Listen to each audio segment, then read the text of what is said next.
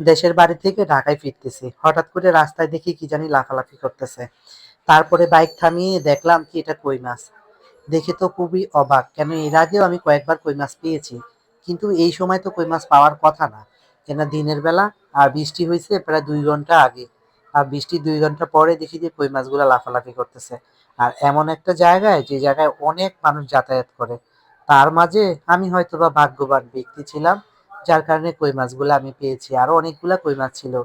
ওই যে পুকুর থেকে উঠে ওই পাশে রাস্তা পার হয়ে ওই পাশে চলে যাচ্ছিল। কিন্তু আমি আর সবগুলা ধরতে পারি নাই। আর সবগুলা ধরার মতো আমার কাছে সময়ও ছিল না। যার কারণে আমি তাড়াতাড়ি চলে যাই ঢাকার দিকে। কেন আমার অফিস ছিল তো এইজন্য ফাস্টলি চলে গেলাম। তারপরে আবার বৃষ্টি নেমে গেল। কিছু করার নাই। কিন্তু আমি চাইলে কই মাছগুলা সবগুলা ধরতে পারতাম। আপনারা কে, কে ছোটবেলায় এরকম কই মাছ ধরেছেন? কমেন্ট করে জানাবেন। আর কেমন লাগতো? এই অনুভূতিগুলা আসলে ভুলার মতো নয়।